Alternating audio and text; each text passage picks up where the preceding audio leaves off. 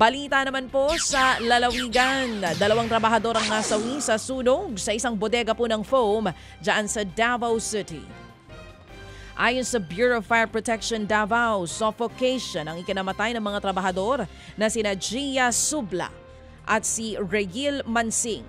Nagtagal naman ng 2 oras ang sunog, nasa 8.4 million pesos ang halaga ng pinsala.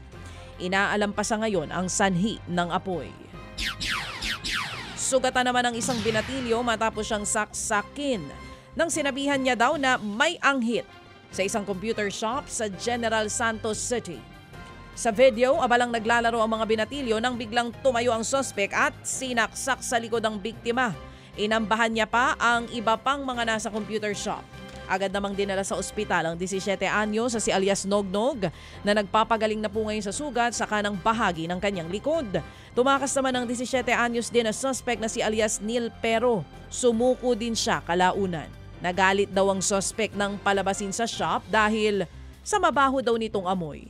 Sa ngayon, nasa bahay pag-asa na si alias Neil na siyang nangangalaga sa mga menor de edad na lumabag sa batas. Napag-alamang dati na rin nirereklamo ang suspect dahil naman sa pagnanakaw. Tinawag ko ba yung Soko?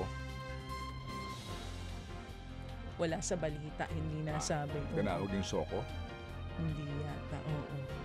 Pero yun nga mga kapatid, eto pa po sa ibang mga balita. Patay naman po ang...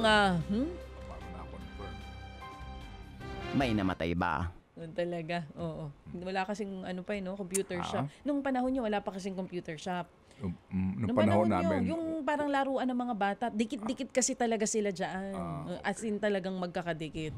Oo, kaya mag-iingat po tayo.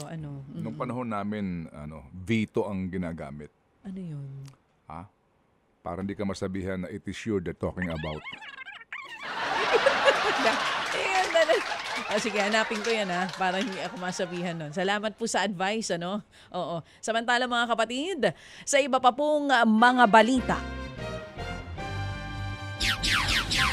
Patay ang isang pare matapos masalpok naman ng kasalubong na SUV ang kanyang sasakyan sa Lorente, Eastern Samar. Base po sa investigasyon, binabagtas si Father Alejandro Galo ang National Highway nang kainin ng SUV ang dinadaanan nitong linya. Naku po, doon na nga po nangyaring salpukan. Naisugod pa sa ospital ang pare pero idineklarang dead on arrival. Sugatan at nagpapagaling naman ang SUV driver. Nagbigay-pugay naman ang Diocese of Borongan sa nasawing pare at humiling ng dasal para dito.